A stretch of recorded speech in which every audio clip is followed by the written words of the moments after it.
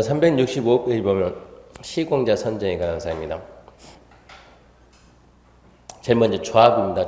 조합은 설립 인가받고 조합청에서 국토교통부 정하는 경쟁이찰 방법으로 건설업자 또는 등록사업자 시공자 선정한다. 이 부분이죠. 조합이 시공자 선정 시기는 조합 설립 인가받고 시공자 선정한다 이 얘기고요.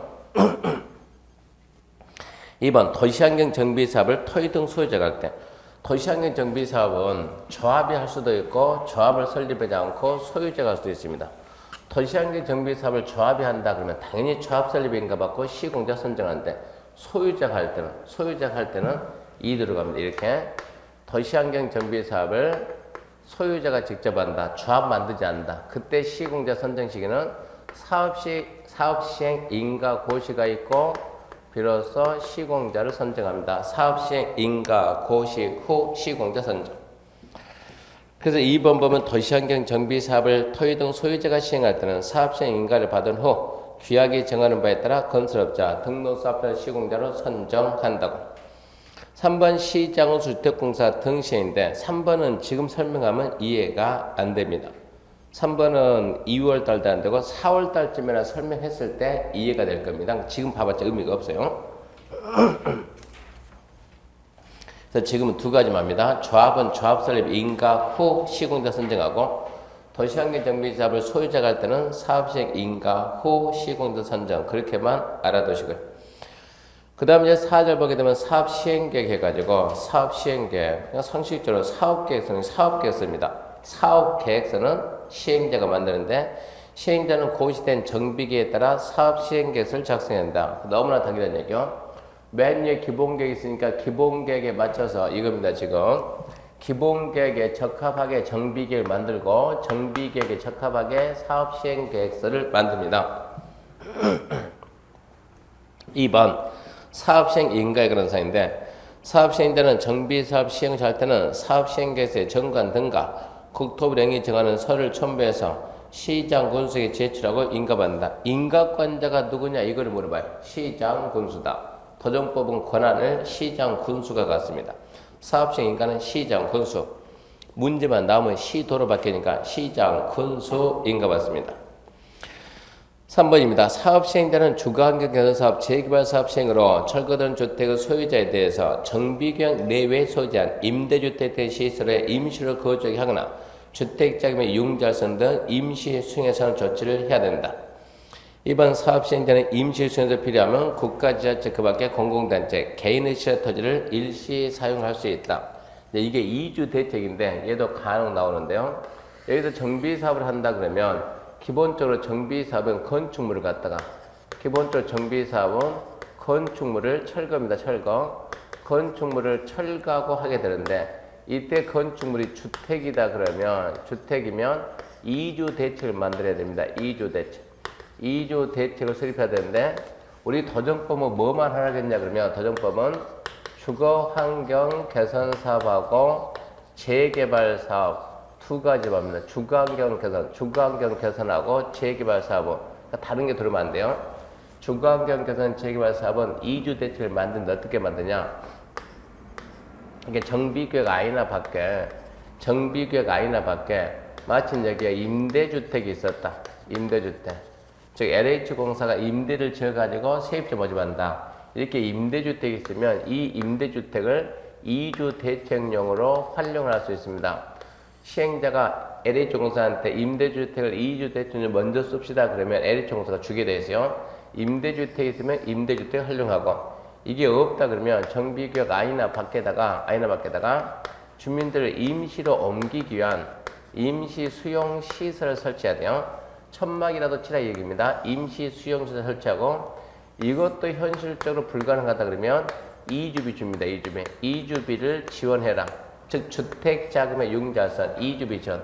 우리나라는 대부분 이걸 하고 있는데 돈 빌려주고 나가 살다 끝난 다음에 다 지어서요. 주로 이걸 많이 하는데요. 일단 우리 법에서 타겟은 이리 갑니다.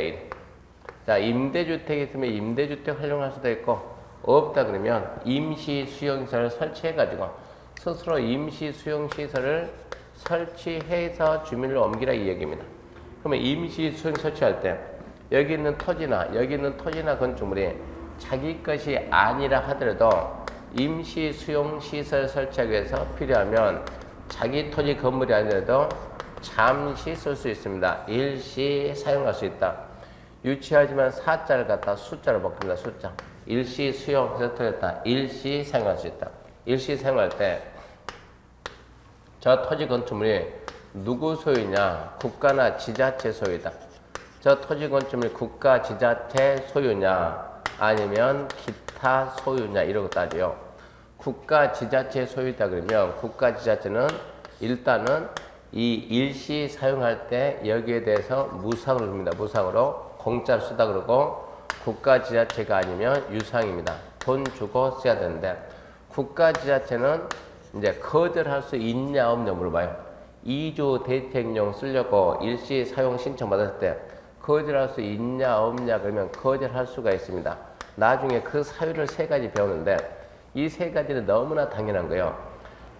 지금 여기에서 지금 시행자가 잠시 씁시다 할 때 먼저 국가는 지자체가 그 토지를 제3자한테 팔았어요. 먼저 팔았다 그러면 내 땅이 아니니까 거절할 수 있다 그래요. 또는 다른 제3자한테 쓰라고 이미 사용 허가를 했다 그러면 거절할 수 있다.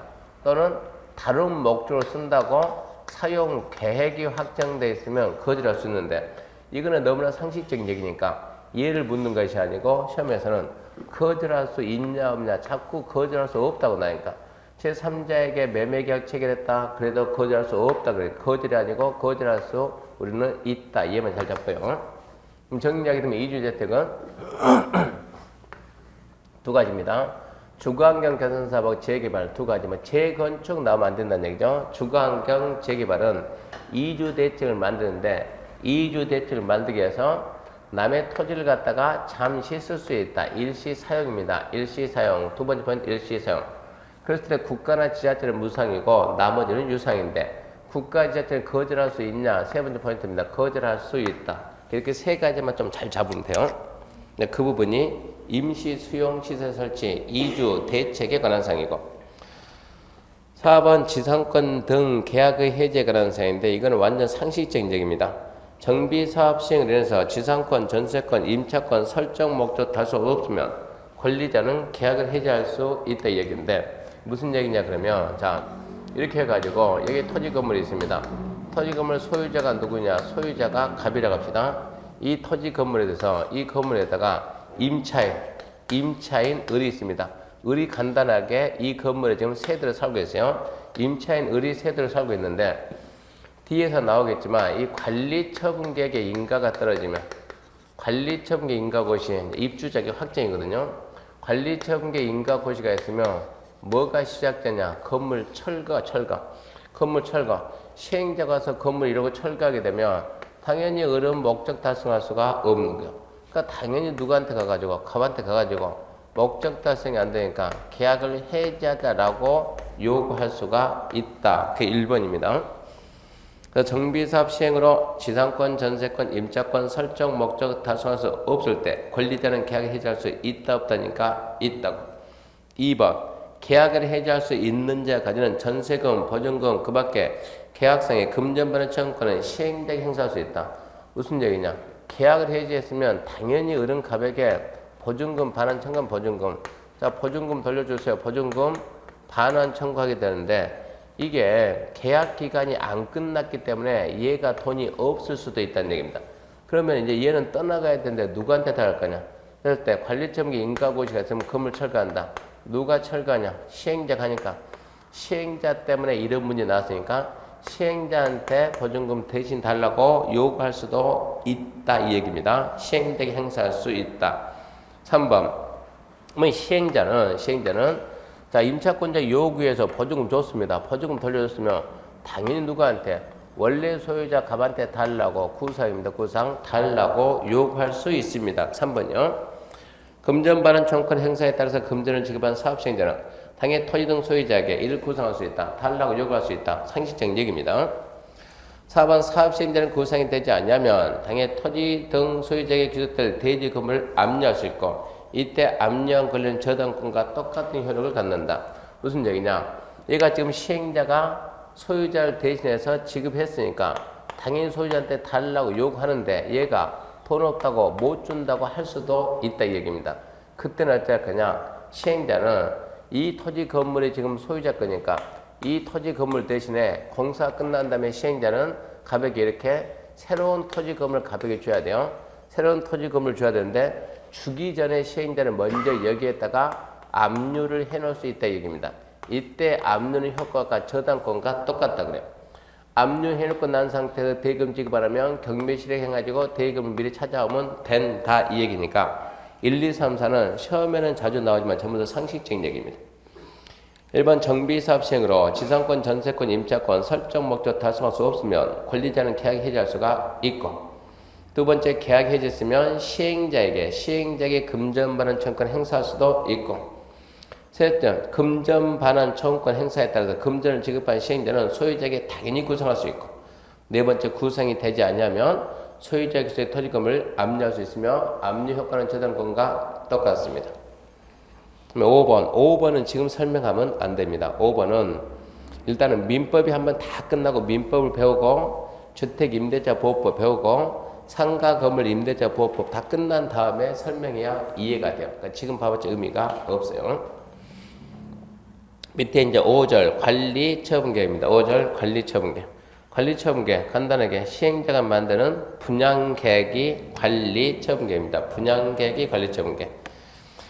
옆에 보면 시행자는 사업시행 인가고지가 있으며 토지 등 소유자의 분양 신청을 받아서 관리처분계 분양계획을 만들고 시장군수 인가를 받아야 인가 받는다 그 말은 이제 분양계획이 확정된다 얘기입니다.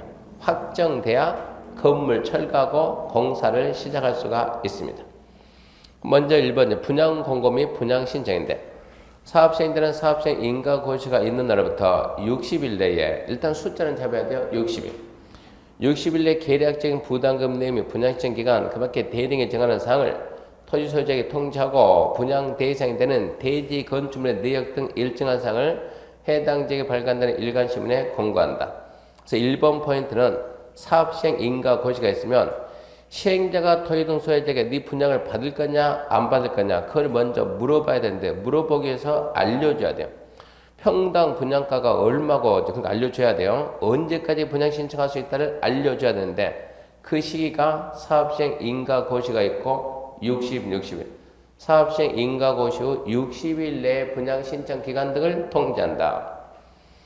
2번 그러면 이제 대지 건물에 대한 분양을 받고자 하는 토지 등 소유자는 분양을 희망하면 그 정해준 분양 신청 기간 내에 사업 시행자에게 분양 신청을 해야 됩니다. 유치하게 그런 부분이 뭐라고 나오냐? 대지 건물 분양을 받고자 하는 토지 등 소유자는 분양 신청 기간 내에 사업 시행자에게 그 부분 갖다가 시장 군수에게 분양 신청을 해야 된다. 그렇게 말을 받고요. 사업 시행자한테 분양 신청해야지 시장 군수한테 할 성질은 아니다 이 얘기죠. 그래서 시행자에게 분양 신청하고 그 다음에 2번입니다. 사업 시행자는 토지 등 소유자가 다음에 해당하면 관리처분계 인가 받은 날부터 90일 내에 토지 건물 그 밖의 권리에 대해서 현금 청산한다. 1번 분양 신청하지 아니한 자 2번 분양 신청하지 아니한 자 또 분양 신청 기간 종료 전에 처리한 자 2번 인가된 관리처분에 따라서 분양 대상 제외한 자. 그래서 얘들은 90일 내에 현금 청산하는데 그 제도는 아주 중요한 제도입니다. 반드시 암기해야 돼요. 분양 신청 안 했다. 그냥 돈 주고 나가 그러면 돼요. 했다가 처리해도 니도 나가라. 분양 신청했지만 소유자가 가지고 있는 토지 건물이 너무 작으면 분양 대상에서 빼야 됩니다. 제외한다. 셋 다 분양권이 없어요. 없으면 돈 주고 보내면 돼요. 언제까지 주느냐? 관리처분계 인가 받은 다음 날로부터 90일. 90일이라는 숫자는 기본이고 인가 받은 날, 인가 받은 다음 날 이렇게 하면 되니까 인가 받은 다음 날로부터 90일 내 현금 청산 반드시 암기해야 돼요. 이번 관리처분계 인가에 관한 사항인데 시행자는 분양 신청이 끝났으면 분양 신청 현황을 기초로 관리처분계획을 만듭니다. 관리처분계획을 만들어서 또 인가권자가 누구냐 물어보니까 인가권자는 시장 군수다. 시도가 아니고 인가권자는 시장 군수. 그래서 관리처분계의 내용에는 뭐가 있는가 이건 중요하지 않고 문제는 4번입니다. 4번 박스 안에 4번 4번을 좀 남겨야 돼요.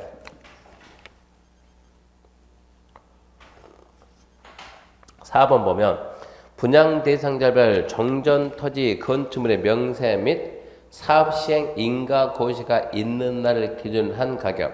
거기서 뭘 잡아야 되냐? 정전 토지 건축물은 언제 날짜로 평가하냐 이거를 잡아야 돼.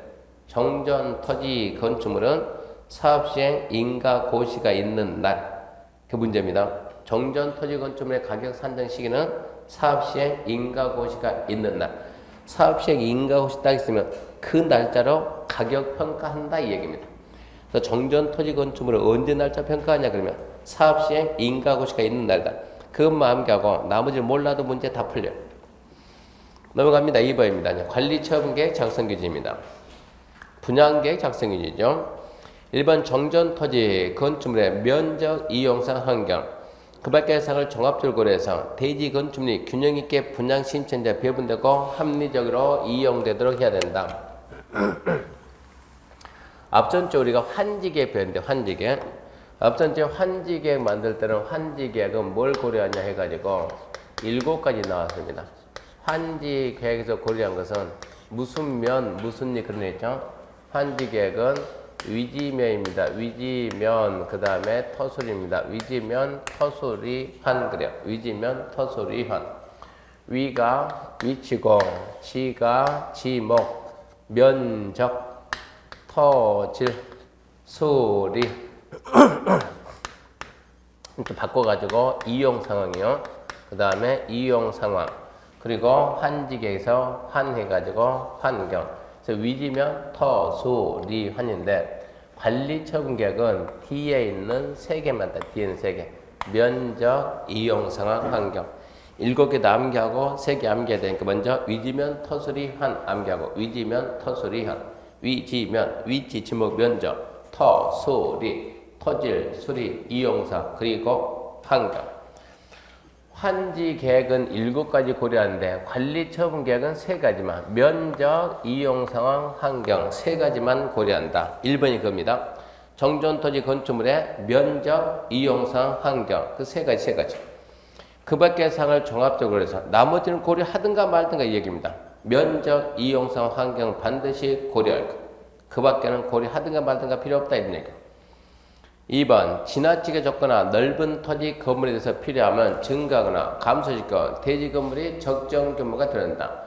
작으면 늘리고 크면 줄일 수도 있다 이 얘기고 상식적 얘기요. 너무 크면 좀 줄여주고 너무 작으면 좀 늘려주고 이 얘기입니다. 3번 너무 좁은 토지 건축물이나 정비계획 지정 후 분할된 토지 취득자 현금 청산할 수 있다.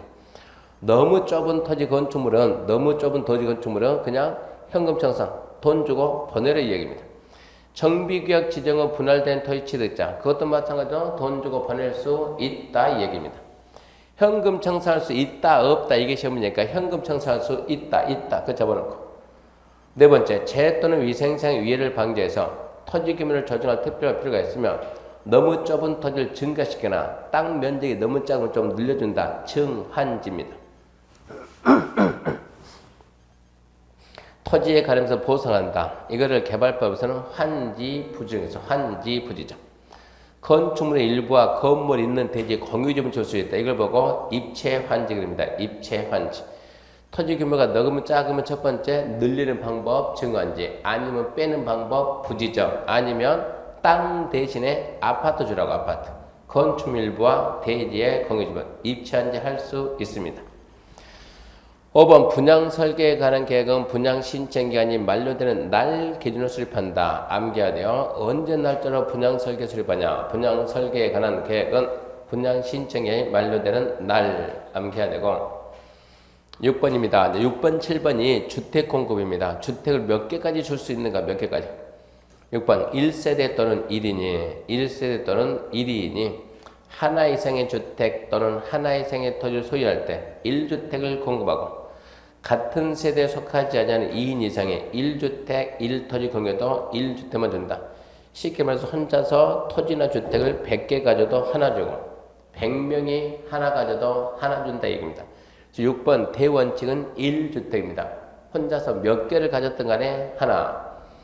몇 명이 공동 투자해서 주택을 하나 가졌다. 그래봤자 하나 줍니다. 하나 주는 게 원칙인데 7번 다음 강목의 경우에는 강목 방법에 따라 공급할 수 있다. 이제 사안에 따라서 전부 달라집니다.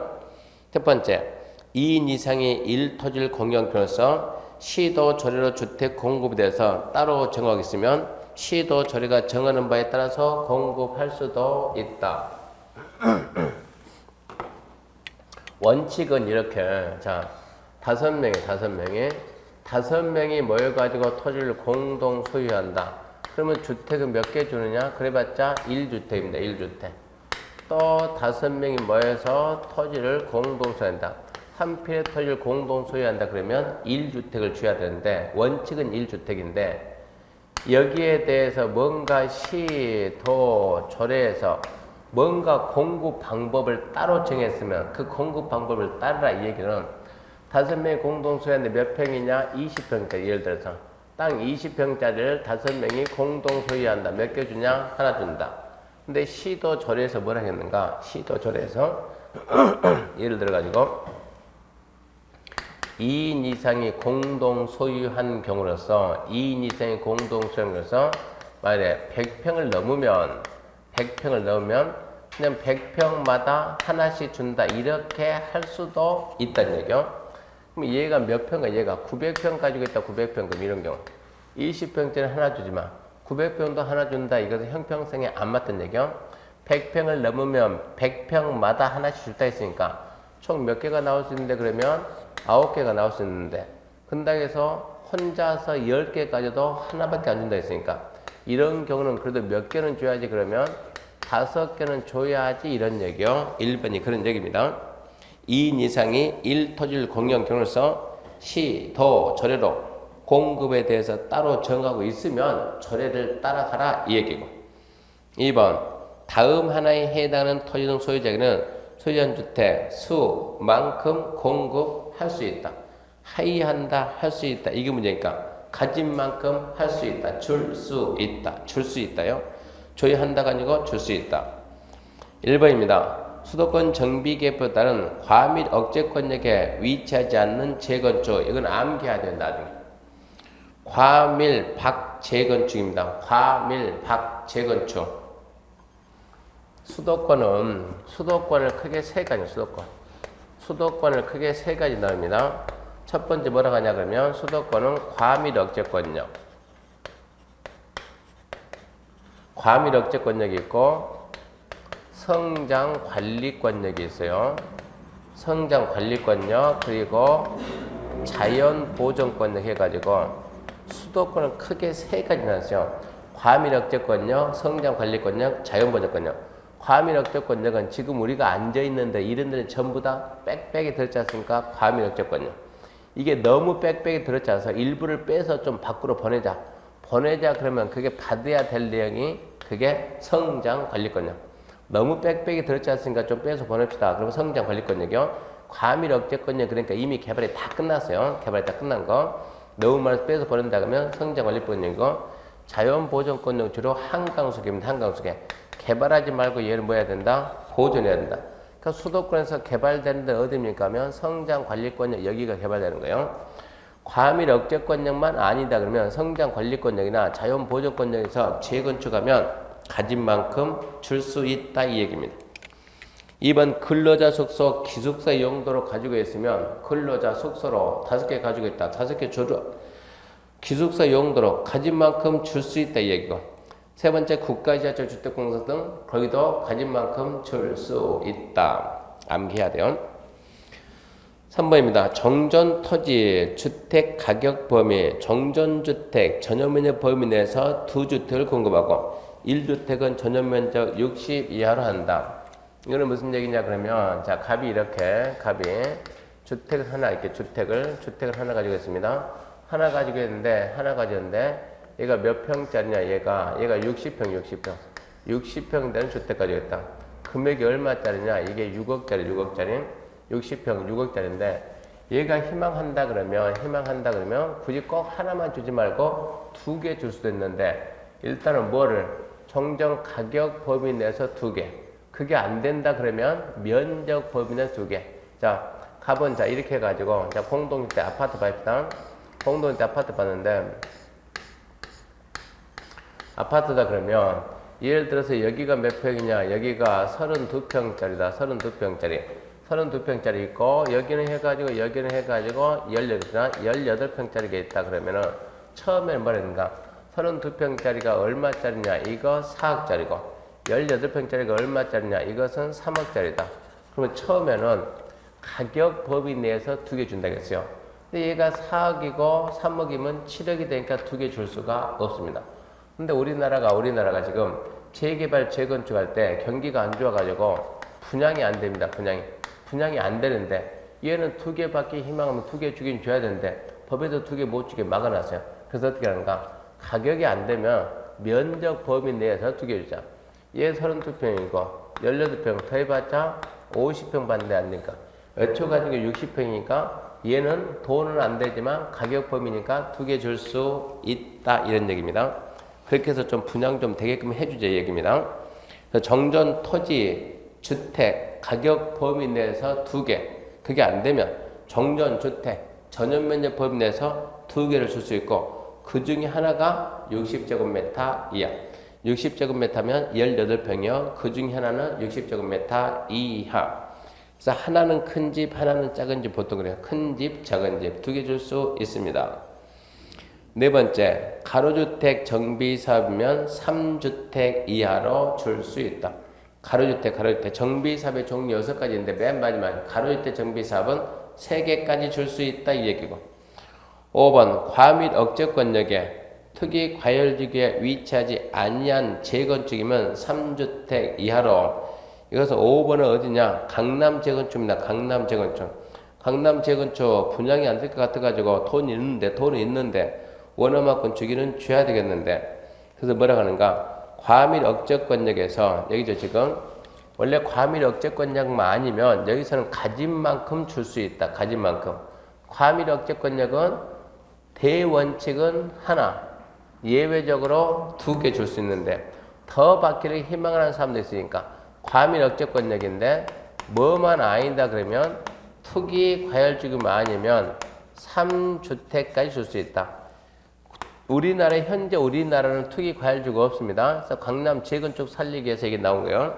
과밀 억제권역이라 하더라도 투기 과열지구가 아니면 재건축은 3개까지 줄 수 있다 이 얘기입니다. 그런 내용 가지고 계산 문제인데 계산 문제. 그래서 그 내용 하나하나 기억해야 돼요. 대원칙은 하나입니다. 혼자서 100개 가졌든 100명이 하나 가졌든 하나. 예외적으로 2인 이상의 1토지를 공용으로서 조례에서 따로 정했으면 조례가 정하는 방법을 찾고 그러니까 그 박스 1번 그거는 계산 문제 나올 수가 없어요. 2번은 당연히 나오죠. 가진 만큼 줄 수 있다. 가밀박 재건축 가진 만큼 줄 수 있다. 근로자 속소 기숙사 용도 가진 만큼 줄 수 있다. 국가지자체 주택공사 등 가진 만큼 줄 수 있다. 그 다음 정전 토지나 주택 가격 범위 내에서 2개 가격이 안 되면 전용 면적 범위 내에서 2개 주는데 그때는 하나가 작은 겁니다. 60제곱미터 이하. 가로주택 정비사업은 3개를 줄 수도 있고 그리고 과밀 안 재건축인데 투기 과열지구만 아니면 강남 생각하고 3개까지 줄 수 있습니다. 3번 이제 관리처분계 인가입니다. 관리처분계 인가 이제 분양 계획이 확정된 거예요. 일반 사업시행자는 정비사업시행을 건설된 건축물은 인가된 관리처분대 토지 등 소유자에게 공급해야 된다. 너무나 당연한 얘기죠. 관리처분계에서 가백에 101동 101호 가지고 있는 가백에 관리처분계에서 어디 주기로 했냐? 103동 103호 주기로 했으면 끝난 다음에 103동 103호 28평 그대로 줘야 된다 이 얘기니까 너무나 당연한 얘기고. 2번입니다. 2번은 중요합니다. 관리처분계 인가받고 기존 건물 철거한다. 기존 건물 철거 시기가 언젠가? 기존 건물 철거 시기가 관리처분계 인가 후입니다. 암기해야 돼요. 관리처분계 인가받고 분양계획이 확정돼야 기존 건물을 철거할 수 있습니다. 암기해야 되고. 세 번째, 정전 토지 등의 사용수익 정지인데 아까처럼 이렇게 관리처분계 인가 고시가 있으면 이제 건물 철거를 해야 돼. 철거를 해야 되는데 이 사람들이 계속 있으면 철거할 수 없으니까 관리처분계 인가 고시가 있으면 철거할 테니까 어쩌라고요? 그만 쓰고 나가라 이 얘기입니다. 그래서 관리처분계 인가 고시가 있으면 철거할 테니까 정전, 토지, 건축물 소유자, 지상권, 전세권, 임차권 등 권리자는 이전 고시가 뭐냐? 분양처분이야. 분양처분. 쉽게 말하면 새 집 받는 거. 새 집 받을 때까지 정전, 토지, 건물에 대해서는 사용, 수익할 수가 없습니다. 이해 좀 해야 돼요. 관리처분 인가 고시가 있으면 건물 철거를 시작할 테니까 그만 쓰고 나가라. 언제까지? 새 집 받을 때까지. 이전 고시가 분양처분입니다. 분양처분. 새 집 받는 겁니다. 그때까지 사용, 수익할 수가 없습니다. 그 다음에 6절입니다. 6절. 이제 준공인가에 관한 사인데 다른 법은 우리가 개발법은 준공검사. 근데 이 용어가 준공인가나 준공검사나 그 말입니다. 옛날에는 건축법에서 건축물의 공사가 끝나면 뭘 받느냐? 준공검사 받는다. 제일 처음에는 준공검사 받는다 그러다가 건축법에서 준공검사란 말을 살짝 바꿔가지고 사용검사 받는다 바꾸다가 또 말 바꿔서 요즘은 사용승인 받는다. 그래서 건축법은 공사 끝나고 준공검사 받는 걸 건축법은 뭐라 하냐? 사용승인 받는다 그러고 주택법은 사용검사 받는다 그러고 지금 우리가 배우는 도정법은 준공인가입니다. 준공인가. 자, 지금 배우는 도시및 주거환경 정비법, 도정법은 준공인가 받는다. 나머지 법은 전부 다 준공검사 받는다 그래요. 전부 다 같은 뜻입니다. 준공검사나 준공인가나 사용검사나 사용승인은 같은 뜻이에요. 자, 공사가 끝나면 준공인가 받는데 일본에서 준공인가권자가 누구냐? 이게 문제니까 준공인가. 공사 사업 승인은 누가 했습니까? 하면 시장군수. 준공인가도 당연히 시장군수입니다. 시장군수가 합니다. 2번 소유권 이전고시라는 사인데 이전고시는 이게 법률 용어가 아니고 이겁니다. 지금 제일 처음에 갑의 권리가 101동 101호 24평 원래 권리가 여기 있었는데 공사 끝난 다음에 103동 103 이렇게 주는 거예요. 이렇게 옮겨주는 걸 보고 우리가 이전 그래요. 옮기는 걸 보고 이전. 옮겼다는 걸 알려준다. 그게 고시입니다. 그러니까 이전 고시는 법률 용어가 아니고 그냥 옮기고 권리를 옮기고 그 사실을 알려준다. 이게 이전 고시입니다. 그럼 1번 보게 되면 사업 시행자는 공사 완료 고시가 있으며 지체 없이 확정 측량하고 토지 분할 절차를 거쳐서 관리처분계 정한 사항을 분양받을 자에게 통지하고 대지 건물 소유권을 이전한다. 옮겨준다. 2번 사업 시행자는 대지 건축물의 소유권을 이전할 때는 그 내용을 지자체 공부에 고시하고 시장훈수한테 보고한다. 이게 이제 이전 고시죠. 소유권 이전한 때는 거기서 이전 그 내용을 지자체 공부에 고시하고 그래서 고시 그래서 이전 고시 3번 소유권 취득 시기 이제 3번은 답으로 나오니까 3번은 중요하고 대지 또는 건축물 분양받을 자는 고시가 있는 날은 다음 날에 대지 건물에 대한 소유권 취득 반드시 암기하죠. 고시 다음 날이다. 고시 다음 날. 고시가 있는 날 다음 날 물어볼까? 다음 날에 소유권 취득합니다. 4번 이제 청산금에 관해서 청산금. 자, 대지 건축물 분양받을 자가 정전을 소유했던 토지 건축물 가격과 분양받은 대지 건물 가격 사이에 차이가 있으면 사업시행자는 이전 고시가 있는 후 차익에 상당한 금액을 분양받을 자로부터 징수하거나 지급해야 된다. 이제 이전 고시가 있으면 정전 토지 건물 가격은 얼마냐? 정전 토지 건물 가격 예를 들어서 3억이다. 새로 분양받은 토지 건물 얼마냐? 만일에 5억이다. 이러면은 2억의 차익이 나니까 2억 청산금인데 2억 청산금은 언제 냅니까 하면 이거죠. 갑이 지금 갑이 있다. 정전의 갑이 아까처럼 101동 101호였다. 101동 101호. 이게 지금 어디로 갔냐? 103동 103호로 갔다.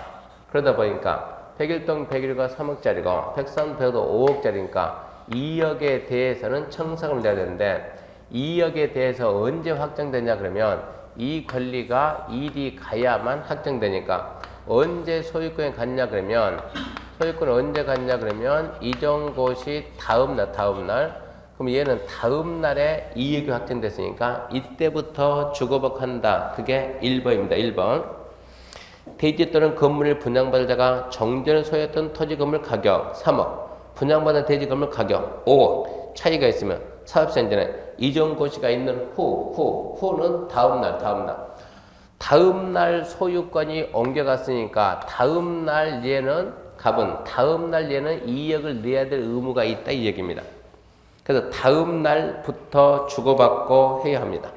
근데 2번 정관 등에서 분할징수, 분할지급의 정하고 있거나 총회 의결을 거쳐 따로 정한 경우는 관리처분계 인가 이후부터 이전 고시일까지 일정 기간별로 분할징수, 분할지급할 수도 있다. 이거는 무슨 얘기냐 그러면 자 관리처분계획에서 관리처분계획 분양계획입니다. 관리처분계획 분양계획인데 분양계획에서 이미 101동 101호에 있는 갑은 이 분양계획 관리처분계획 내용에 뭐가 있냐 그러면 정전토지 건축물에 가격이 쫙 나와요. 앞으로 다시 한번 가보세요. 앞으로 다시.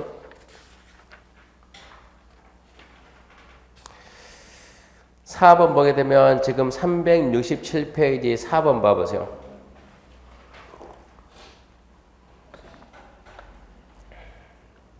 4번 보게 되면 분양 대상자별 정전 토지 건축물의 명세 및 사업시행 인가고시가 있는 날 기준으로 하는 가격.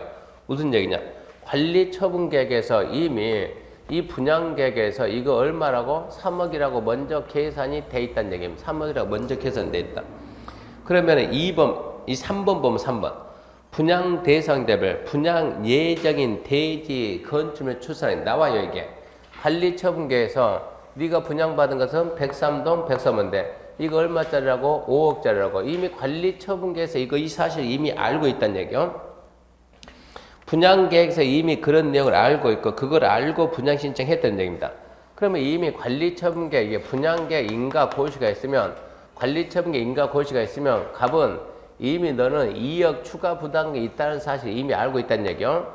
그럼 관리처분계획 인가 후부터 한꺼번에 이전고시 다음날 한꺼번에 2억 내면 부담스러우니까 인가고시부터 몇 번 나눠가지고 분할해서 내든가 받든가 하면 안 되겠냐 이런 얘기입니다. 그렇게 할 수도 있다는 얘기입니다. 이게 다시 369페이지 4번의 2번이요. 4번 2번 정관 등에서 분할징수, 분할지급에 대해서 정하고 있거나 또는 총회 의결을 거쳐가지고 따로 정했으면 관리처분계 인가 후부터 이전 고시일까지 관리처분계 인가만 떨어지면 추가 부담금 얼마 이미 다 알고 있는 거예요. 관리처분계 인가 후부터 이전 고시일까지 일정 기간별로 나눠가지고 분할징수, 분할교부할 수도 있다 이런 뜻이고요. 3번 청산금 납부할자가 납부하지 아니하면 시장 군수인 사업시행자는 지방세 체납청 예에 따라 징수할 수 있고 시장 후수가 아니면 시장 후수에게 징수 위탁할 수 있는데 이걸 보고 우리가 뭐라고 합니까 하면 강제징수인데 알고 있어야 됩니다. 종종 나오니까. 강제징수는 오직 누구만 하냐? 행정청만 합니다. 행정청만 강제징수합니다. 행정청에는 누가 행정청이요? 그러면 국가가 행정청이고 지방자치단체 행정청이니까 국가는 국가는 국세 체납처분. 얘는 지방세 체납 예에 따라서 징수하는데 비행정청이면 강제징수를 못해 이제는. 비행정청이면 조합은 비행정청이죠. 비행정청이면 강제징수 못하니까 항상 누구한테 행정청에게 징수해달라고 부탁합니다. 부탁하게 되면 행정청 중에서 쫄병한테 부탁하지 국가한테 부탁하네요. 행정청이 징수 위탁하면 행정청이 징수해주면 수수료 물어보니까 수수료는 항상 몇 프로냐? 4% 준다. 스스로 받아온 금액의 4%를 수수료로 지급을 해야 됩니다. 행정청이면 바로 국세, 지방세, 체납처분 예에 따라 징수하고 국세 안 냈을 때, 지방세 안 냈을 때 어떻게 빼들어 그냥 그 절차 따라간다는 얘기고 행정청이 아니면은 맨 밑에 쫄병이 시군구니까 기초자치단체 시군구한테 징수 위탁하면 시군구가 대신 징수해주면 수수료 4%는 줘야 된다 이런 얘기입니다. 넘겨보게 되면 이제 4번이죠. 4번 청산금을 지급받을 자가 이를 받을 수 없거나 거부하면 어디 있는지 모르겠다. 줘야 되는데 어디 있는지 모르겠다. 너무 작아서 못 받겠다고 거부한다. 그럼 법원에다가 공탁해라는 얘기요. 공탁할 수 있다 없다 물으면 공탁할 수 있다 그러고. 그 다음에 5번 주로 5번이 답납니다. 청산금 소멸시효는 몇 년인가 그러면 3년 5년 물어보니까 5년. 청산금 소멸시효는 5년인데 꼭 물으면 언제부터입니다. 언제부터. 이전 고시일로 붙었냐 이전 고시일에 다음 날로 붙었냐 이전 고시 다음 날 5년은 기본이고 다음 날이면 다음 날부터 5년입니다. 그러니까 이 내용들이 도정법에 관한 사항이세요. 처음에 얘기했듯이 도정법은 순서 잡아낼 방법 없습니다. 하나의 도시 정비사업에서 방향 제시한다. 먼저 그 도시를 관리하는 장이 기본계획 만들면 이 기본계획에 맞춰가지고 정비계획을 만들어야 되는데 이 기본계획에서 예정계획이 나오니까 이 예정계획 무슨 예정계획이냐 물어봤더니 재건축 예정계획이면 정비계획을 만들기 전에 먼저 안전진단하고 안전진단 했더니 노후 불량이라는 게 판정이 떨어지면은 비로소 정비계획 만들고 정비계획 만든다 이 뜻은 꼭 구역 지정한다 이 얘기입니다. 정비계획을 만들고 구역 지정하면 시행자가 나와가지고 이때 시행자는 주거환경 개선하고 주거환경 관리 둘은 공영개발이니까 시장주택공사 등이고 나머지는 전부 다 조합입니다. 조합을 만들기 위해서 추진위를 추진위를 만드는데 아까 얘기했죠. 가로주택 정비사업은 추진위원회가 없더라. 안 만들었어요. 추진위원회가 조합을 만들고 조합이 시공자를 선정하고 조합이 시공 선정하고 그럼 여기 있는 조합은 시행이고 시공이죠. 둘이 합작해가지고 사업계획서 만듭니다. 사업계획서 만들어서 인가받는데 누구한테 인가받냐 그러면 인가권자가 시장공사가 사업시행 인가고시가 있어서 사업을 해야 되는데 시공자 선정 시기가 조합은 조합설립 인가 후 시공자 선정인데 도시환경정비사업을 조합을 안 만들고 소유자가 할 때는 사업시행 인가고시 후에 시공자 선정한다 그랬고요. 사업시행 인가고시가 있으면 시험 문제는 이게 나옵니다. 이게 사업시행 인가고시가 있으면 사업시행 이러고 바로 가는데 절대 사업시행 인가고시가 있다고 사업하는 것은 아니다. 먼저 분양신청 받고 순서는 얘가 먼저요. 분양신청 받고 토대로 분양계획 만들어서 확정 짓고 관리처분기 인가고시가 분양계획 확정이요. 분양계획 확정되면 사업을 하는데 사업을 하기 위해서는 2주 먼저 준비를 2주 시키고 그 다음에 철거합니다.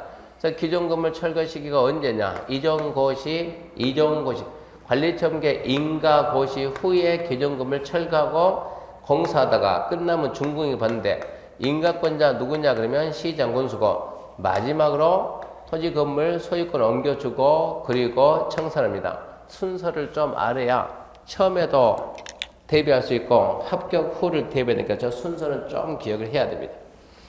저기까지가 도정법이고 이제 교재 372페이지 보면 이제 건축법입니다. 건축법. 네, 이 부분은 좀 잠시 쉬고 가죠.